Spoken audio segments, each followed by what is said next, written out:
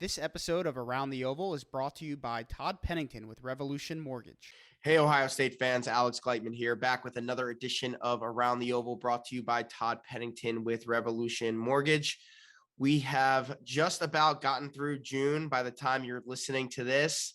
Ohio State had a heck of a month. What was it?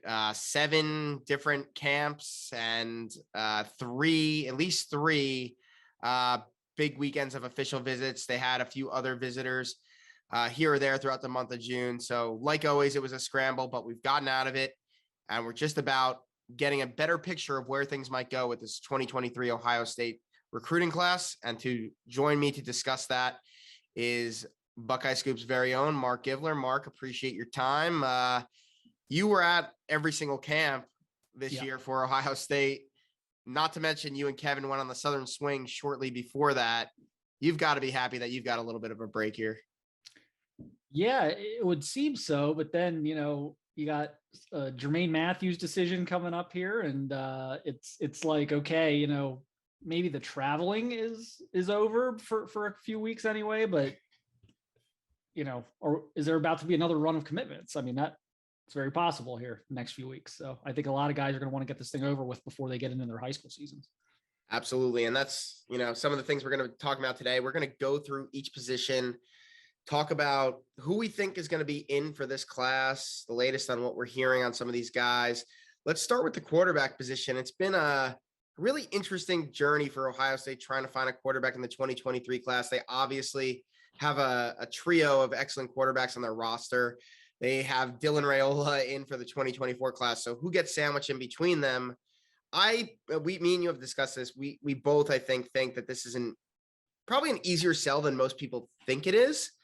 You're going to be on campus before Dylan Raiola, and there's a good chance that 2 of the 3 quarterbacks on the roster aren't on the roster when, this 2023 quarterback potentially gets to campus. So Austin Novosad offered, Brock Glenn offered. Marc, what's your take on where this quarterback position goes? Is it do Ohio State get one of those guys, or do they maybe get someone else?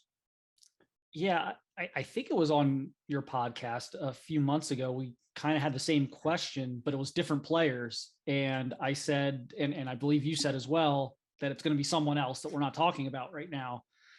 And I'm not as convinced of that at this point, but my instinct right now is that it's going to be someone else we're not talking about.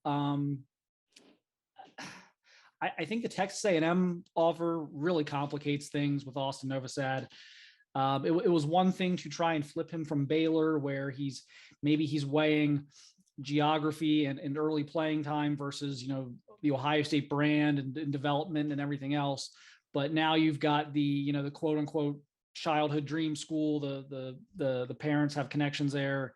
So now Ohio State's fighting not one, but 2 different battles there. I don't think it's impossible. I just don't love where that's at. I think they wanted that quick commitment, and then he kind of waited a little bit, and then A&M got him on campus and offered him. And I believe that was an unofficial too, right? I think he still has, I think he held that official back. He might either way. I mean, so, yeah. But not that he couldn't get there anyway, just as easily. I mean, it's not like he's flying across the world. But I don't love that one. Brock Glenn to me is like a kind of a tougher read. I know Auburn.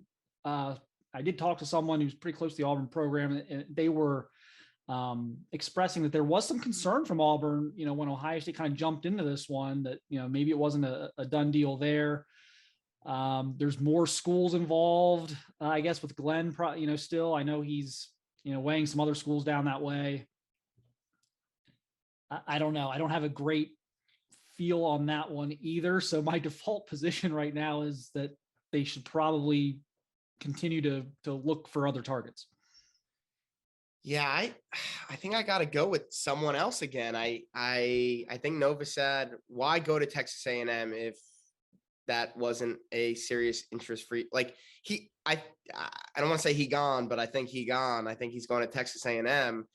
And then I think Brock Glenn, I don't know. I don't think Ohio State, I think they preferred Novosad, and I don't know if they put the attention and push behind Glenn. Maybe that changes now. I mean, he told me it's LSU just offered and they're now in the mix. Auburn, I do think maybe Ohio State over Auburn, maybe. But Florida State, I know, feels pretty good about their chances too. And I just feel like a kid from down in the South. He's got three Southern schools there. I mean, obviously it's Ohio State, but I just, from talking to him, I just didn't get the vibe. He was like Austin. I got the vibe.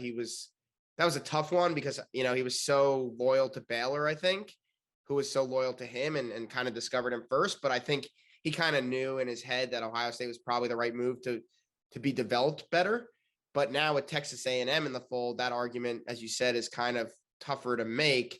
So I think they're going to go with someone else, but it's going to be really interesting to see. I think after this Elite 11 finals, which is taking place as we speak, both of those guys are there. I think you'll probably see a decision within a week after the Elite 11 finals from both of those guys. So we'll know a little bit more in the very near future, and Ohio State can go try to flip someone. They can go try to find a diamond in the rough, or they can kind of hold pat and maybe go portal, maybe go full on portal after this year. We'll see what happens, but let's shift to running back. Mark Fletcher has been in the class for a while. I guess what I'll ask you is, one, are you confident he sticks? There's the rumors about Miami, maybe. And two, for a while we thought it was going to be Richard Young and Mark Fletcher. Maybe it doesn't look like it's going to be Richard Young anymore. Does Ohio State add anyone to Mark Fletcher in this running back class? So I'll start with Fletcher. I'm fairly confident he will stick. It's not, if we're doing like a 1 to 10 confidence, I'm at like a 7 or an 8. I'm not at a 10, but I tend to think he will stick. Quite frankly, especially as it looks like, again, there isn't going to be Richard Young there. Now we'll see. I'm sure we're going to quickly mention Justice Haynes here in a minute anyway, but that's one to still kind of keep an eye on as well. But I think they're going to take 2. God, I mean, everyone I talked to that would know the answer to that question was so animate that it was going to be a 2-back class. And, it's funny. I think message board things that kind of lost in translation on message boards, or maybe the lack of communicate, or, doesn't communicate well all the time to message boards. But a lot of people, I think, need to understand the same questions that people ask us on message boards are generally questions we are asking our sources. It's like, we're not total idiots. Like, we do like ask the obvious questions of like, well, what if this happens, or what if that happens? Yeah. I asked that. I said, what if it's swing and a miss on all these big name guys? And then obviously they didn't. They did get Fletcher, but what if it's swing and a miss on? No. It's going to be a two running back class. So I'm sticking with that.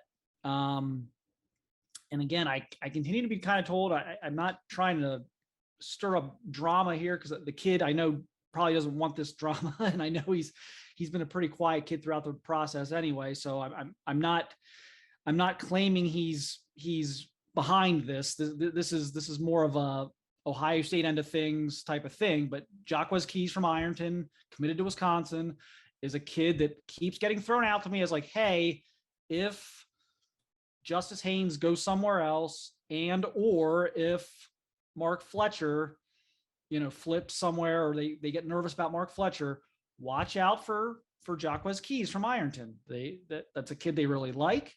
He's gotten a lot bigger. We saw him at the 7. He was at the Ohio State 7-on-7. So he wasn't making a visit. He wasn't out there, doing anything, touring the facilities, but he was at the Ohio State facility with his high school team for 7-on-7. So I know Tony Alford got a look at him. Looks exactly like you would expect a Wisconsin running back to look, just like shredded 200-pounder, but he's got some wheels on him too. When I first saw him, he was a skinny runt returning kickoffs. So he's got some speed to him as well. That's a name I continue to kind of, again, be told like, look, if things get really weird here, watch that kid. That could be the kid Ohio State kind of, starts maybe pushing some buttons on. But yeah, long story short, until I hear differently, this is a 2-back class somehow, some way. Yeah, I agree with you. I think they really want 2 backs. I mean, I just getting information on Justice Haynes and his visit seems, harder than I don't Very know. tight-lipped. Yeah, I mean, it's crazy. I think I could break into Fort Knox easier than I could figure that one out right now. So, and we've gotten a lot of information on a lot of guys who visited this past weekend. So, I don't know who it's going to be. Keys is a good candidate. I know there's some other guys they've kind of been looking at, not only in Ohio, but across the country. I do think that they are going to take someone else, but I don't think that they need to necessarily. So if they just stand pat with Fletcher, who I do think is going to stay, I think that they're okay there. But moving on, we have wide receiver. I think we both agree they're set with their 4. At this point, they canceled Rico Flores' visit this past weekend. I think that tells you all you need to know. Tight end, though, they've had Ty Lockwood committed for a while. They brought Riley Williams in for a visit. They brought Jelani Thurman in for a visit. They had Vance Bulliard in for an unofficial and to camp earlier this year. I think that they set out wanting, again, it almost seems like 3 cycles in a row, they set out wanting 2 tight ends in this class, but right now they only have 1. And I know that there were some good vibes about Jelani Thurman this weekend. I think that that's probably a name we haven't been talking about enough. I think Ohio State felt the visit went really well. I know Jelani felt it went really well. Are they going to get him? I don't know. I know they're a finalist for Riley Williams along with Alabama and Miami. I'm not seeing that happen. I think I said from the start before the visit, I thought it was Alabama or Miami, and I'm still going to stay with that. I've been hearing more Miami. He just transferred to IMG too. Either way, I don't think it's Ohio State. So, Mark, tight end 2, does it happen this year, or is next year finally the year? Between the 2 tight end class and throwing to the tight end, we are, and by we I mean like the royal we, the Ohio State media sphere. We have led so many people astray on the tight end position at Ohio State over the. I'm afraid. I don't know if they're going to find one that they like enough to take, and that they can also get. I'm not convinced. I'm trying to do a little bit of mental, like quick math, like napkin math. Like, okay, what are the numbers? Not this year, but like, what are the numbers the following year at tight end? Like, who's back and who's not, and that can all change with a transfer or 2. But I don't see. Put it this way: if there's a tight end 2 out there, I'm kind of at a loss on candidates right now. Yeah, let's see what happens here with Jelani, but I agree. I think Riley's going Miami or Alabama. I'm not seeing this. It's not a great year in Ohio. Like I'm not seeing like the backup options. They're also, I think Kevin Wilson offered, like, I'm exaggerating here, but I think Kevin Wilson offered like a dozen tight ends yesterday in 24 and 25, Landon Pace in 25, a bunch of 24s. They offered some guys at camp as well. So it's starting to look like they're kicking the can down the road a little bit to me, but we've seen that movie before. Yeah, if it's not Jelani Thurman, I mean, it's going to be someone we're not really talking about. I mean, I know they told Vance Bulliard basically he wasn't getting an offer after camp, but they were going to keep watching him. And if they liked what they saw the first, 4 games or so of his senior film, maybe they get him back up for an official visit and go from there. So outside of those 2, I'm pretty much at a loss of words. And, I think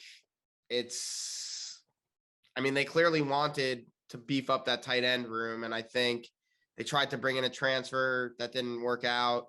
They obviously moved, Cade Stover back over from the defensive side of the ball, and it looks like he's going to start there. So I think that tells you all you need to know about that room. I think they do feel good about Bennett Christian from what I'm hearing. Is Sam Hart a player? I don't know yet. I've heard good things about Joe Royer. Gee Scott has gotten good reviews, but he's a little bit of a different tight end. So they have numbers. Are these guys good? I think this year will tell us, this summer and this camp in August will tell us really, do they need to go out and get a second tight end?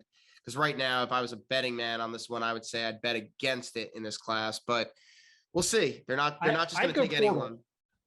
Yeah. Portal would be a good route. I'd go get a known quantity that doesn't have like 3 years of eligibility left. There's 1 or 2 years of eligibility left. That helps you kick the can down the road to 24, 25. My God, you have to get Landon Pace, right? In 25, like that's a layup, right? I mean, better. that's bad. His brother's on the roster already. I talked to Landon after camp. He felt like the type of kid that would crawl from St. Louis to Columbus to take the offer. So I think they will. But yeah, I would at this point, unless something weird happens, maybe a kid decommits somewhere that isn't available right now, that becomes available and changes things. But I don't know. I think I'd portal it if I'm going to go with another tight end. And by the way, just throw this out there. Ty Lockwood was fantastic at Ohio State's camp this month. Like major surprise. Like it's not that I didn't think he was good. It was just like, I just didn't think he was that. I know he was that good, and he's big. Like I think, you never quite know. Every tight end in America is listed at like 6'5", 230, and some of them aren't. Some of them are 6'3", some of them are, 6'5", 250, and they're not carrying weight well. Like he carries everything very well. He ran very well, and we know he can block. So very, very impressed by him. Yeah, that's good news for Ohio State, because they've obviously been high on him and had him in the hopper for a while. But another position where I think we're trying to figure out where else do they add here is offensive line. They got the 3 Ohio kids, Luke Montgomery, Josh Padilla, and Austin Sireveld, but who's the 4th guy? Maybe they take 5 guys. I mean, I reported on the board that I felt pretty good about Miles Walker out of Connecticut, kind of a late bloomer type prospect who grew a bunch of inches and gained about 50 pounds in a year. They had him on an official visit a few weeks back. Maybe he's the 4th. I don't think that they would just stop with Miles Walker there. I think they obviously Olasa-Linen. I know there was some chatter about Monroe Freeling maybe visiting. There's been the ongoing rumors that Samson Okunlola will eventually drop on campus at some point. They had Tosin Babalade from DeMatha on campus, who I think is kind of more of a plan B guy. Jordan Hall camped 27 times this June. So, I mean, there's a lot of names out there, but who do you think finishes this offensive line class? Yeah, I mean, I'm going to ride with you on Miles Walker. That was a really good job on that one. I tend to think you're very, very warm on that one. So we'll see how that plays out here next few weeks. Yeah. So I'm not going to steal your thunder on that, but I think you're on to something there. After that, I just don't know. I know Olas is, as he posted on his Twitter here this week, he's back in Finland, trying to decompress a little bit, spend some time with his family. I'm leaning Bama on that one right now. And then from there, it gets weird because we talked about this before we started recording.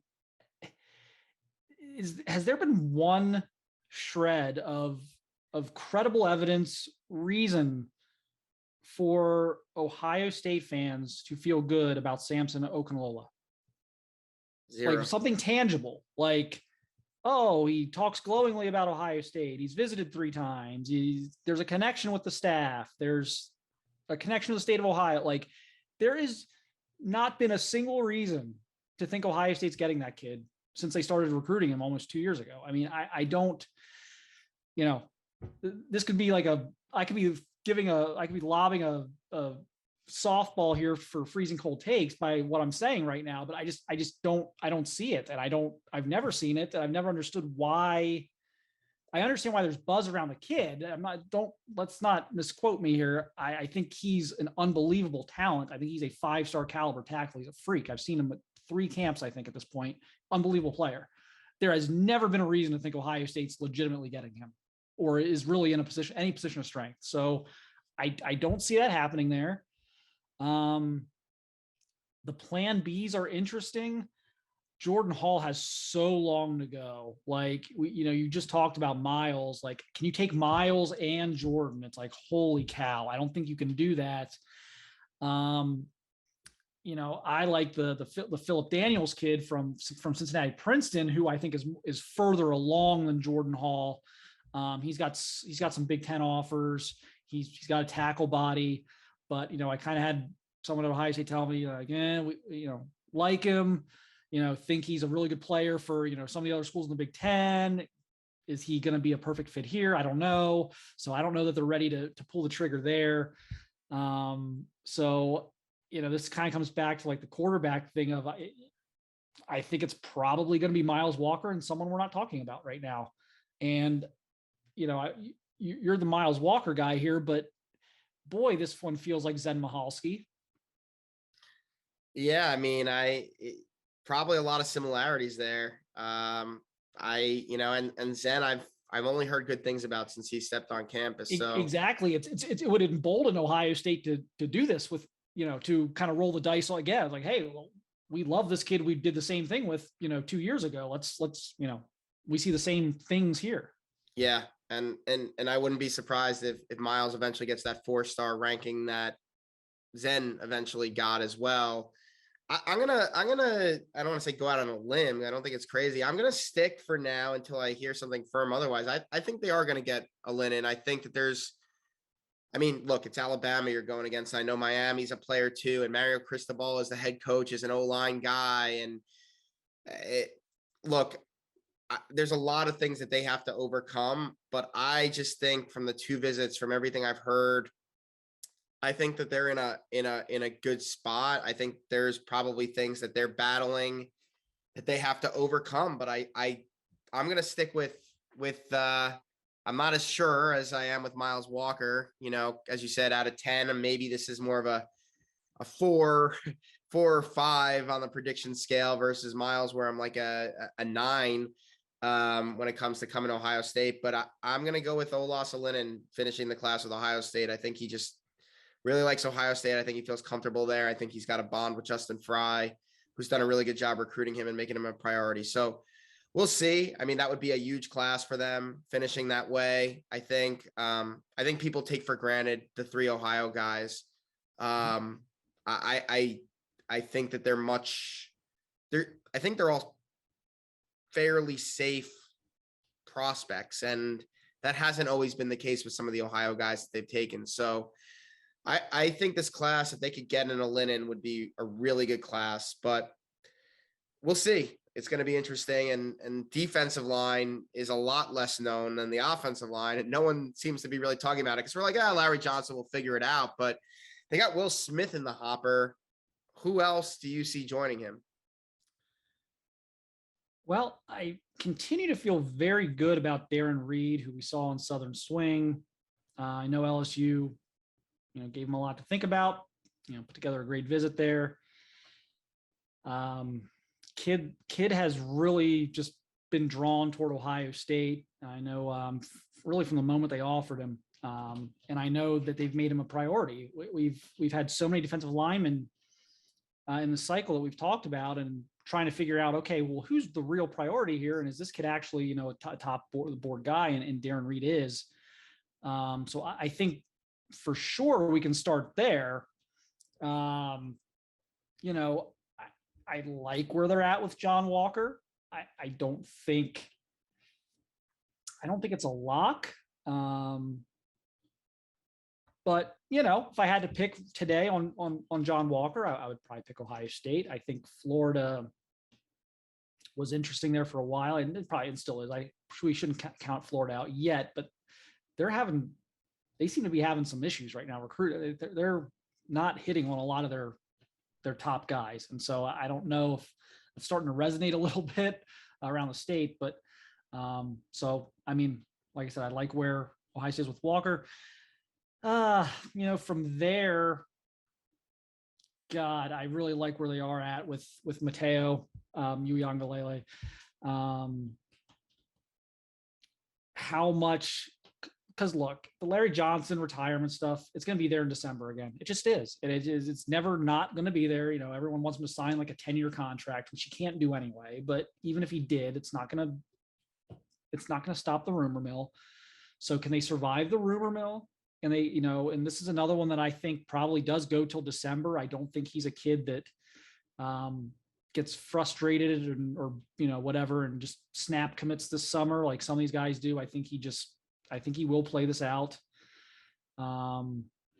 You've got new coaches at Oregon and USC who are right up there. So if, you know, what if one of them flies out of the gates this year and makes the CFP? I mean, does that entice Mateo? So they're obviously Alabama's in there as well, as you know, and we know, as we all know, Nick Saban doesn't really start recruiting until like October. So, you know, those are guys I'd like to be in the class there. You know, not to say they don't have a shot. You know, Jason Moore's interesting. I think everyone is kind of the mind. It's Ohio State, Notre Dame. I would agree. I could see that going either way. Yeah, I mean, I agree with everything you said. Will Smith, Darren Reed, John Walker. I would probably, if I had to have confidence on those three, I think it would be pretty high. Desmond Umeozulu. My big question was, is Ohio State going to take him? Are the numbers going to work? And I think they are, from what I've heard. And I've been saying that I felt that that's where he wants to be for a while.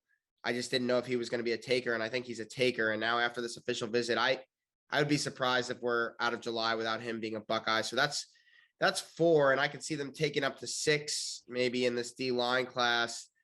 As you said, Mateo, if signing day was tomorrow, I think Ohio State would get him, but I think this one could go to maybe even February signing day. So let's see where that goes. And then you said Jason Moore. I think they get one of those two guys for sure. I shouldn't say for sure, but I feel like they'll get at least one of those two guys. If they get both of them, it's an absolute home run.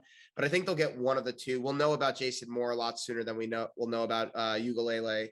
So, you know, there's guys on the back burner. They never brought Jalen Thompson in for a visit after offering him at camp. That tells you all you need to know, I think, about where that one is. Amari Washington's still out there. Is he ever going to visit? You know, I don't know how much they really love him. Is he a plan B guy, a plan C guy? Keon Keeley, they are trying to get back for an official visit for the Notre Dame game. If that happens, you got to start looking at it. But Notre Dame seems to feel pretty good that they're going to hang on to him from the people I've spoken to there. So I think, you know, you have that, you know, Will Smith, Darren Reed, Desmond Umeozulu, John Walker, Mateo Ugalele, and Jason Moore. And that's probably a pretty good group of 6 where they'll, I think, get 5 of them. And maybe they call it a day there. Maybe they add someone later that we're not really talking about. Maybe there's a linebacker that ends up moving down. And speaking of that, you know, I think we both probably agree Arvell Reese is going to be in eventually at linebacker. I know Bill felt he's probably more of a linebacker after seeing him at camp a couple weeks back. I don't know how you feel, but there's a couple other linebackers on the board. Mark, what are you hearing? Where do you think that they end up at linebacker? Yeah, so I do think they're going to get Arvell Reese. I think those Glenville kids are going to wait. I think, look, this has been the Glenville way for 15, 20 years, maybe more. They've had a bit of a dry spell there. They've got a couple kind of national kids, one in 23, one in 24 now. And I think those kids are going to take some time with the process, especially Arvell. So but I do think they'll get him. So Arvell looked a little more trim, a little leaner than when I saw him back in February. And I think he even mentioned in our conversation at camp that he has kind of trimmed down his body fat a little bit. So he looked a little more like a linebacker than maybe just a future defensive end. But I mean, we're still talking about someone who's like 225 right now, and they're going to play that, you know, that jack position or whatever. And that he gets up to 245, 250. I mean, I think he's perfect for that. So I still think he's got a little bit of flexibility there. You know, it's funny. I've obviously seen what you've kind of said about Troy Bowles. I was surprised, I think, when I met with him in May, how much Ohio State seemed to still be in it. Despite, everyone's like, oh, it's a Georgia lock, Ohio State's out. The Al Washington thing blew that up, and that's not the case. I gave Georgia a slight edge heading into officials. And I'm with you in that I know you've got your one guy, and so here's kind of my thing. If I polled all the people I talked to about Troy Bowles and asked them Georgia or Ohio State, because no one thinks it's Oklahoma, I think more of my sources would say Georgia than Ohio State. But there are things that the people who think it's Ohio State tell me that sound more reasonable to me, if that makes sense. Dad is like very into like the Ohio State culture. He spent time up here last summer. I think he really likes the atmosphere around the program. I think it is more of a family environment in their mind than maybe Georgia, which is a little more, I don't know, SEC, cutthroat, Alabama, businessy, I guess you would say, than maybe Ohio State. I think there is some appeal to that. I think the fact that Notre Dame is like a non-factor kind of puts to bed that this was an Al Washington production, and that nobody else on the staff or that Ohio didn't have anything else going for it. So I'm very torn on that. And which makes the rest of the position difficult, because I think they're the favorite for Tackett, Curtis. But I also think if Troy Bowles would commit first, that could maybe push Tackett somewhere else. And I don't mean that Ohio State would stop recruiting him.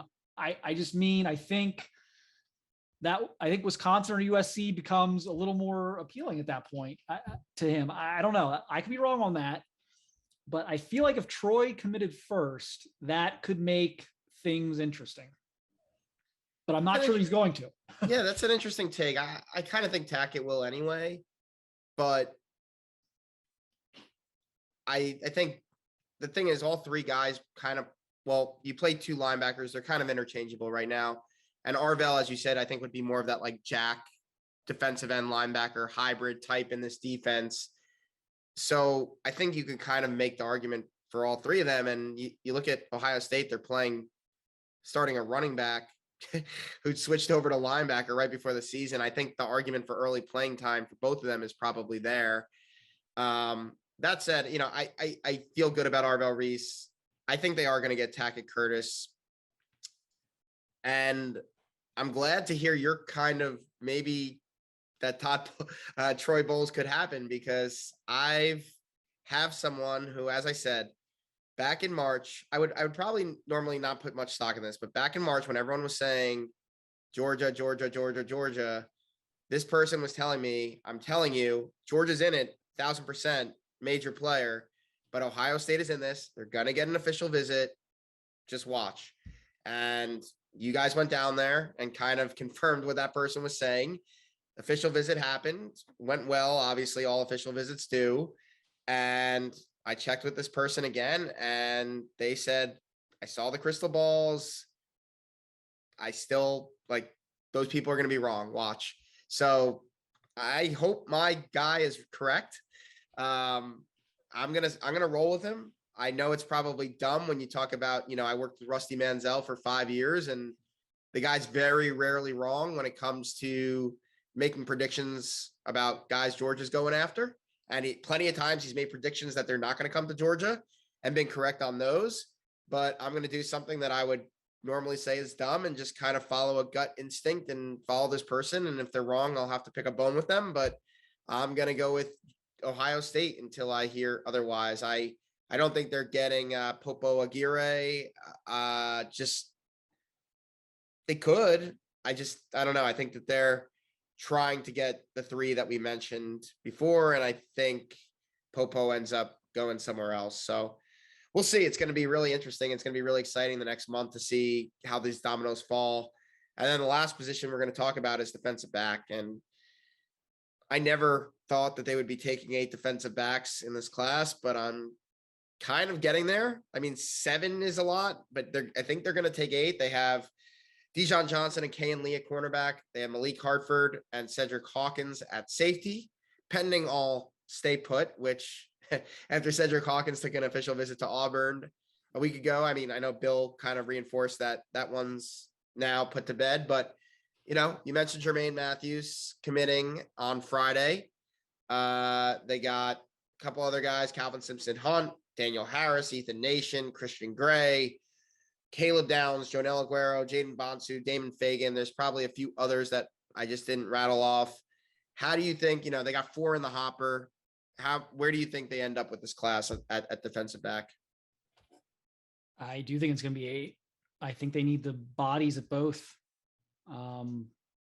They're short. They have way too few corners on this roster from a numbers perspective. And I actually think the position this year for them is actually going to be a position of strength. It's going to be like a surprise. Maybe it's not that big of a surprise, but I think it's going to be a position of strength on the team that maybe isn't really being talked about right now. I think what they have in those top 3 or 4 corners is actually going to be very, very good this year, but they've gotten like nothing behind it. And so they're going to have to make up the numbers there. And we know Cam Brown's going to be out after the season. His eligibility is going to be up. And I think at this point, it's safe to say Denzel Burke is going to be a 3 and done. And then if someone like if Jordan Hancock or J.K. Johnson would have a great year this year, now you're like, oh my gosh, they're going to have 2 3 and dones the year after. So they need the numbers at corner. And they need the numbers, but more so, I think it's safety. I think it's a talent thing at safety more than anything. There's just not a lot of guys there who I think can be trusted at this point. And maybe the couple of guys you want to trust there at this point are veterans. Josh Proctor is obviously going to be gone, but we talk about these guys like Lathan Ransom and Cameron Martinez, and it feels like they just got to Ohio State. This is their 3rd year. It's going to be their 3rd year the fall. They're technically draft eligible. Now I'm not calling any of them to be 3 and dones, but they are going to be at a point of like, okay, it's your 3rd year in the program. So are you going to be a stud for us, or, is it portal time, or is it, do we need to go find a freshman to push you next year? Like there are a lot of things there that are a little unsettling, I think, long-term. And obviously McAllister is going to be moving on as well. So I think it's a talent. I think it's a depth thing at corner and a talent thing at safety. And I think for those reasons, you do have to take 4 at each spot. Yeah. I mean, look, and, Ronnie Hickman's going to be the other starting safety, I think, and he could be gone after this year too. I mean, you like Court Williams. Is he a linebacker? Is he a safety? I think Sonny Styles is going to be a linebacker in the future as well. And, you mentioned those guys, Lathan Ransom, Cam Martinez. If some of those other guys I just mentioned start to play, Court Williams starts to play, Lathan Ransom still recovering from an injury. If Court Williams kind of comes in, jumps him on a depth chart, there's a lot of movement, not to mention you said talent. I agree with that, but there could be a number situation after this year as well, between guys leaving for the NFL or graduation, as well as maybe a couple guys hitting the portal, just because, as you said, they're entering year 4 and they may not be starters next year. So yeah, I mean, it's an interesting thing, because here's the thing. Let's say I am dead wrong about their talent at safety. I am dead wrong. It was all the scheme last year, and some of these 3rd-year guys are actually great players, but they were put in a bad scheme last year, and they're going to show up me and they're going to show everybody else this fall what they really are. Well, then now you're talking about the NFL. Right. So either way, yeah. Right. So either way, you've got to replenish, you got to restock the pond at safety. Yeah. And I think that they are going to, with the 8-man class. I think they're going to get Jermaine Matthews. I think they're going to get I think they're going to get Calvin Simpson Hunt. I mean, I know, again, Steve Wilfong, everyone's been posting on our board. He keeps going back and forth. I just think if a kid's wavering that much, even if he doesn't do it now, it's probably going to happen eventually. But I heard, my biggest question when he took his official visit was, is he a taker? And I think after that visit, what I heard was, yes, we want the kid, we take him. And I think, look, Texas Tech, he could be the big fish in a small pond, but I just think, he has a chance at Ohio State, as you said, potentially to play early, be a star, DBU. Look at all the guys they put into the NFL. Got NFL coach coaching you and Tim Walton. I think he's going to come in. I think those are their 4 corners. And then I do think they're going to get Caleb Downs, and I think they're going to get Jaden Bonsu. If for some reason they don't get Jaden Bonsu, I think they move very quickly to try to get Damon Fagan in this class. So I think it's Downs, Bonsu, or Fagan to finish off safety. I think it's Matthews and Simpson Hunt to go with Dijon Johnson and Kay and Lee at corner. And yes, there was a couple other guys maybe they could have gotten, but couldn't really draw it up much better than if that's how it finishes. Yeah, I'll double down. I did the gun to my head thing on Caleb Downs a few weeks ago and said Ohio State. I'll double down on that. I still don't like the gun to my head on this one, just how competitive of a recruiting battle this has been. But I'm actually probably even a little more confident today than I was a few weeks ago. I think this there's things I'll be able to share, good, bad, indifferent, whatever, however this one goes. There's things I might be able to share afterwards. I'll kind of some of my thinking, expand on it a little bit, but a couple of people I've talked to on this, the way they've laid this out for me the last maybe 2 months, it's kind of played out that way.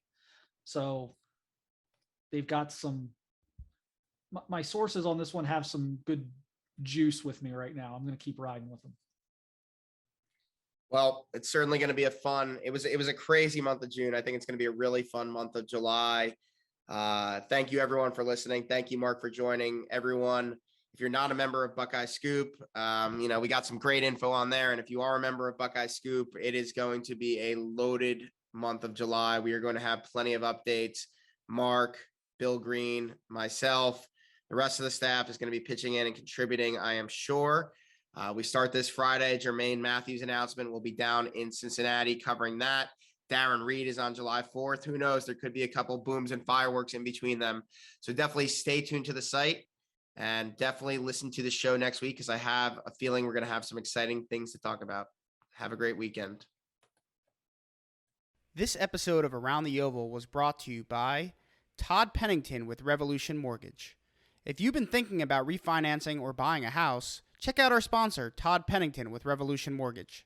They offer low rates for refinancing and home purchase loans, including first-time home buyer programs, down payment assistance, and cash-out home equity loans. Check out revolutionmortgage.com/tpennington.